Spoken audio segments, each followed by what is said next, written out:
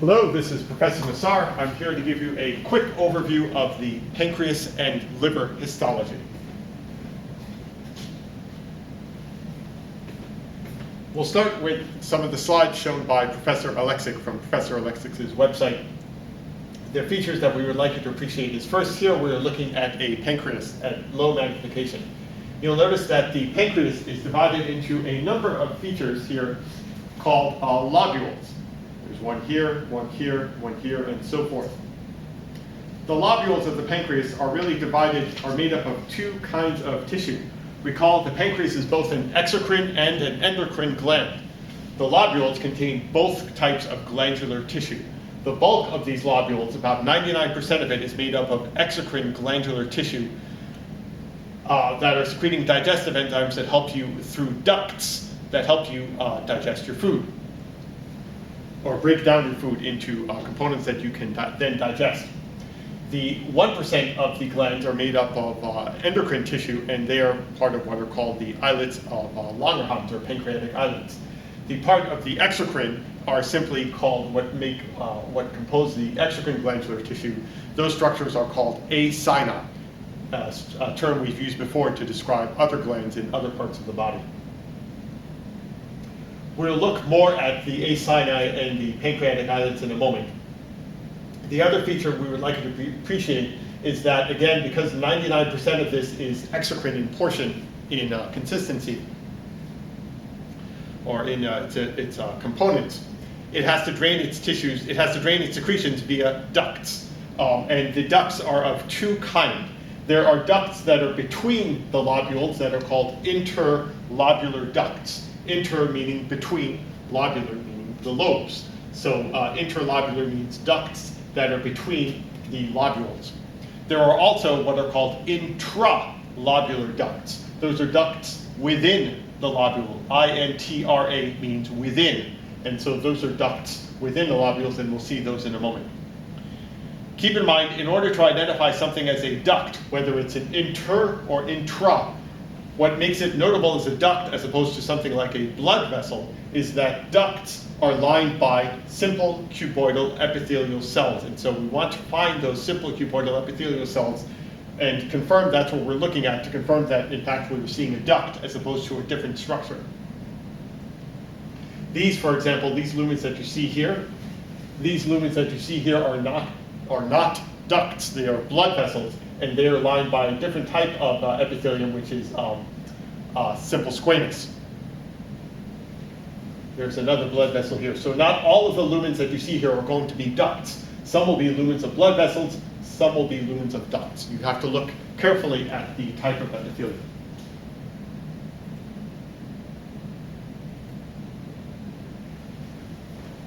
Here he zooms in a little bit so you can see, again, another lobule, a lobule, then the connective tissue where you have an interlobular duct. There's the lumen surrounded by a ring of simple cuboidal cells.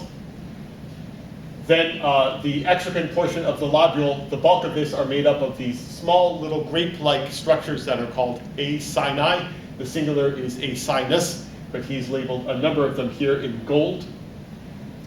And then within the lobule are smaller ducts through which the secretion of the acini drain, and they are called intralobular ducts. So again, the idea is that these acini are basically a ring of cuboidal cells that surround a lumen. They secrete their product. The product goes into an intralobular duct. These intralobular ducts then connect to larger interlobular ducts, which then drain out of the pancreas hole. So let's look at our slide and see what these look like.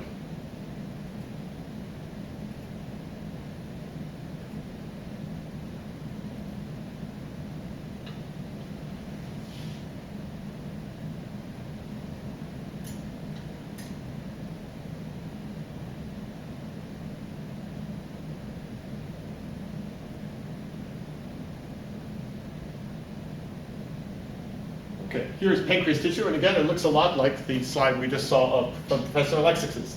Here is an interlobular duct. Now, this interlobular duct has seen better days. The epithelium is all sort of ripped up and shredded. The lumen is here, and the duct, if we could sort of piece it back together, would be roughly around here.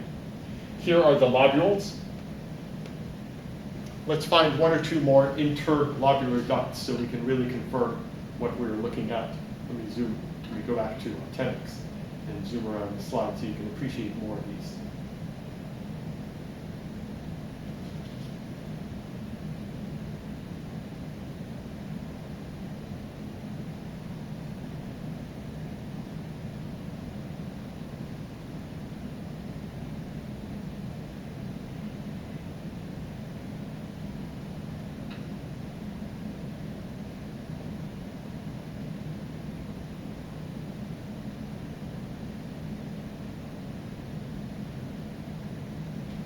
Okay, here we are at 40x. I apologize, it's a little fuzzy.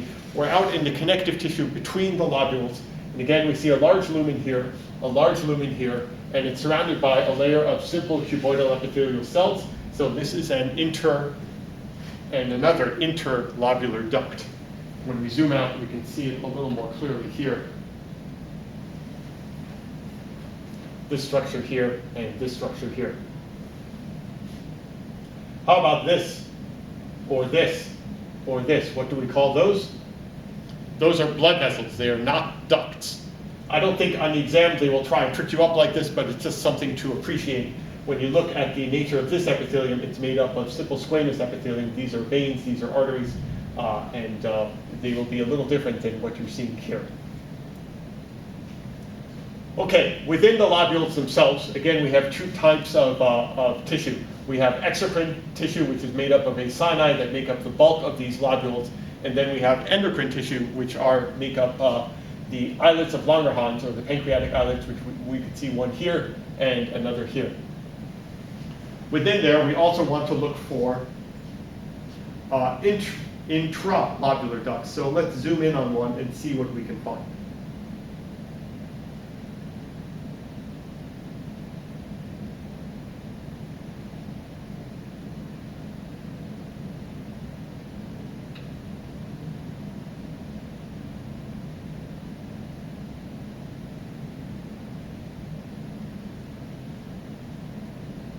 Well, I got lucky. I think I found a nice one right away. They are not easy to find, these intralobular ducts, because they're very, very small. You can see a number of small lumens here, and the intralobular duct actually is this one right here. You see a tiny little lumen surrounded by a ring of simple columnar, or simple cuboidal epithelial cells. This is your duct. It's within the lobule, so this is an intralobular duct. These are blood vessels or some other type of feature. I think blood vessels going through here. But I don't call those ducts because the nature of that epithelium is not simple cuboidal. Let's see if we can find one more. They are not easy to find because they are very, very small. I don't want to take up too much time here.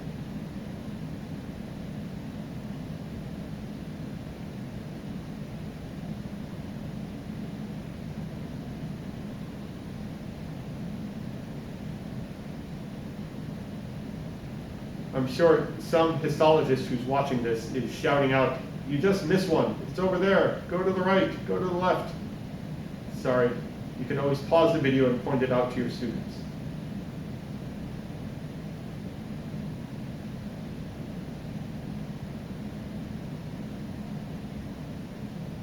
No, I think I just got lucky on my first try. I mean, finding them. There are more. There are always going to be more, but that's essentially what you were looking for. A very small lumen surrounded by simple cuboidal epithelial cells.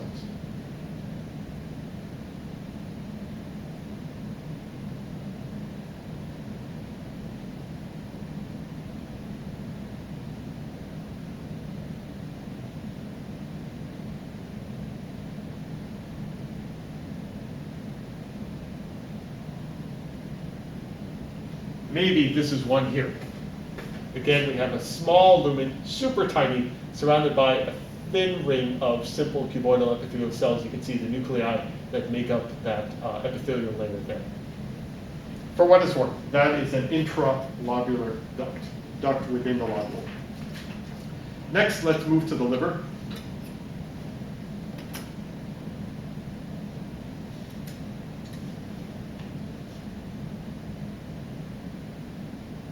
Like the pancreas, the liver is also composed of lobules. I'm going to show you two liver slides. First, let's just take a look at Alexix's.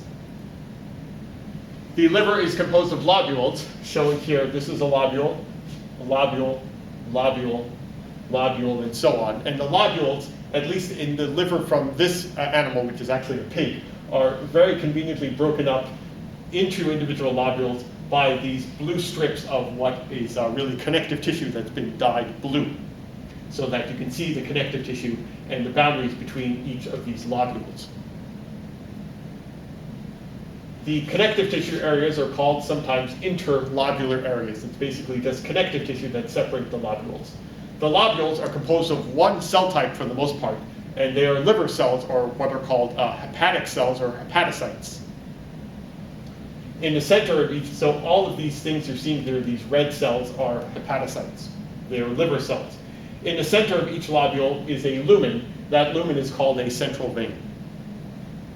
In this interlobular area, in this connective tissue, you have some blood vessels. You have arteries, branches of your hepatic arteries, and also veins, branches of your hepatic portal veins, structures that we've talked about in other lectures, and we'll talk about in more detail later. And this blood is coming, the blood from both the hepatic arteries, the branches of the hepatic arteries, and the branches of the hepatic veins. They congregate here and then percolate their way into the central vein of each lobule. So you'll find everywhere where three lobules meet, here, here, here, and all of these junctions between lobules, you will find a congregation of hepatic arteries, hepatic veins, and a third vessel, which is a branch of the bile duct called the bile ductule. The blood from the hepatic arteries and hepatic veins sort of meets here, and then what it will do is it will percolate its way through small little channels that are called sinusoids, small veins basically, small blood vessels, that all congregate here in the central vein. So the blood travels from the outside of the lobule and works its way in. It goes from the outside of the lobule in, from the outside in, from the outside in, through sinusoids. The hepatic cells do a number of things. One of their functions is to produce and secrete bile. The bile starts in the lobule and makes its way out through, not through the sinusoids, but through another channel, which are basically bile ductules, or small bile ducts. And all those bile ductules meet and congregate again in these regions here and here and here. We'll look at them in a little more detail next.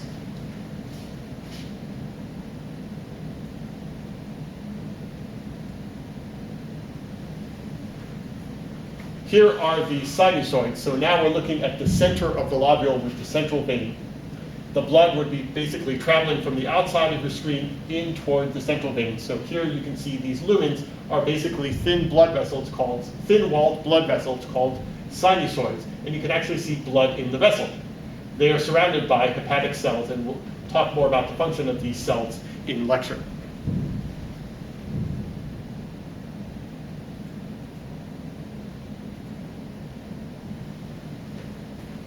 Where the blood comes from are from two different sources.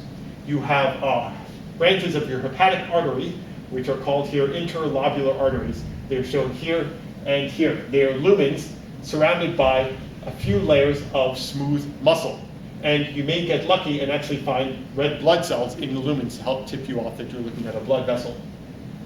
You will also find the second blood vessel, branches of your hepatic portal vein, which are shown here and labeled as interlobular veins. Again, these also have blood in them, and part of this lab is to help you, remind you to distinguish arteries from veins. Arteries will have thicker, will look rounder in cross-section, and also have walls composed of, the tunica media will be composed of smooth muscle. Veins will be more sort of distorted in shape because they are thinner walled, they are more distensible, they have less elastic fibers in the tunica media, and they will also be thinner walled and sort of more distended in shape. So you have a vein here, this may be a vein here, this is another vein here. There's a third lumen here that we find occupying this space, and those are the lumens that are collecting bile that are being secreted by the liver cells. The bile accumulates here in these small tubes that are called bile ducts. Again, because this is a duct, It is different from an artery or a vein in that the nature of the epithelium is simple cuboidal epithelium. And so what you're looking for is a lumen surrounded by simple cuboidal epithelial cells, and those will be branches of your bile duct. So really 3 types of structures that you'll see here that we want you to appreciate: arteries, veins, ducts. Let's look at the slides.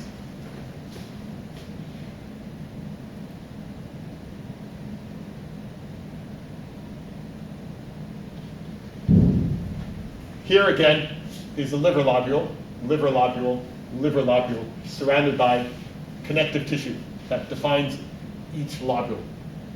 In the center of the lobule is a central vein, central vein, central vein. Notice not all the lobules show a central vein, it just depends on how this got sliced. The cells that make up the lobule are liver cells or hepatocytes. And then this is your interlobular area. Let's zoom in on that next.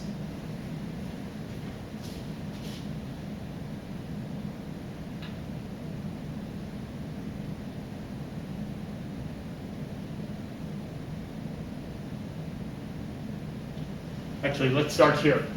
With the lobule, here's the central vein, and you can see all of these lumens here with red blood cells traveling through them. These are the sinusoids. They radiate out from the central vein, sort of like spokes going from a hub of a wheel. The blood, again, is traveling from the connective tissue in toward the middle of the central veins. The blood is going this way, and this way, this way, this way, and this way, and so on, from the outside. Meanwhile, all these hepatocytes, these liver cells, are producing bile, which is flowing in the opposite direction. It flows from the inside of the lobule out to the connective tissue, out to these structures here.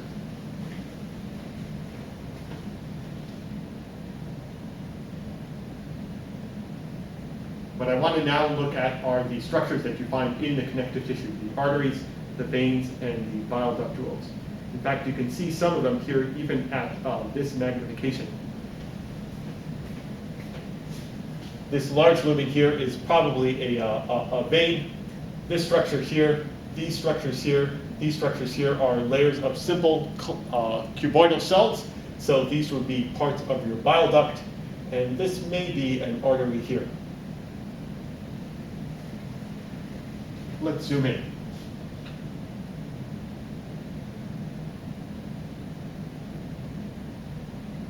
Not the cleanest view, but here is a lumen surrounded by simple cuboidal epithelial cells, so this would be part of your bile duct. This would be a vein here. And the artery, well, I may be missing it, but I don't see a nice example of one here. Let's look around and see if we can find a better one elsewhere.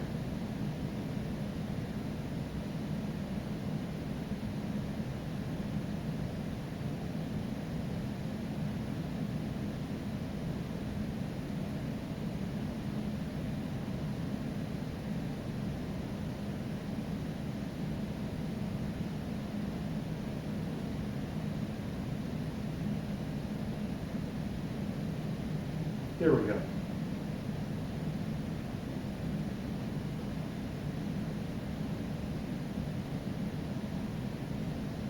Okay, even at this view, we can sort of make out who's who. What are these? These are branches of your hepatic portal vein. What is this? This is a lumen surrounded by a few layers of smooth muscle. There are some red blood cells inside. This is a branch of your hepatic artery. What are these? Lumens surrounded by simple cuboidal epithelial cells. These are branches of your bile duct. If we zoom in, we can confirm that. It looks something like this.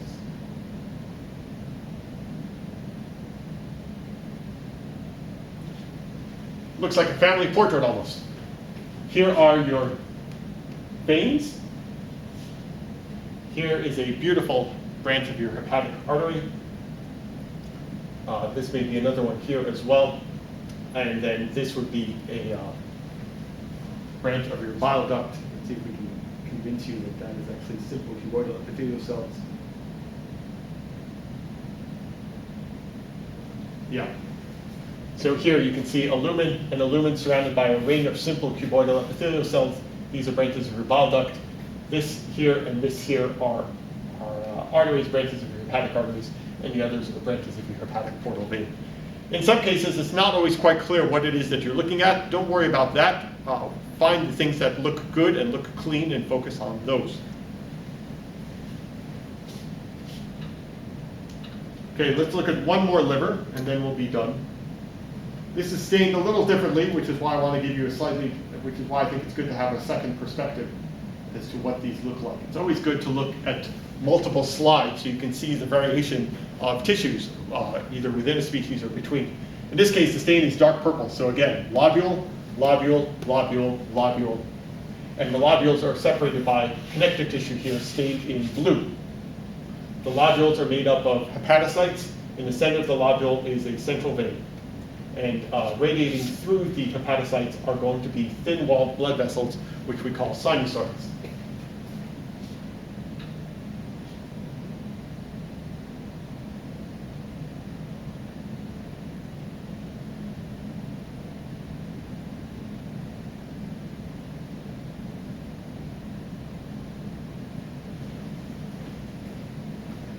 So here is the central vein, more of the central vein, and then the blood inside radiating through, coming in from the outside and radiating its way in through these sinusoids, which you can see here. And all of these purple cells here are hepatocytes. Okay, let's go then to the connective tissue.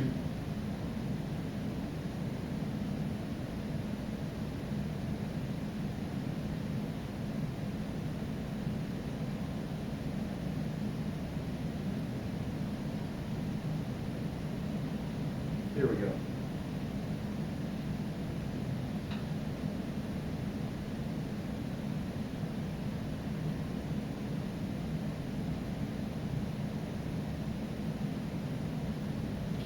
Another family portrait. Again, it looks a little blurry. I apologize.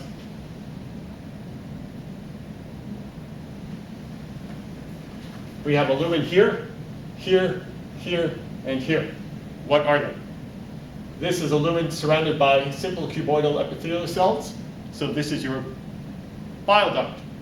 This is a lumen surrounded by a few layers of smooth muscle cells. So this is your interlobular artery, or the branches of your hepatic artery.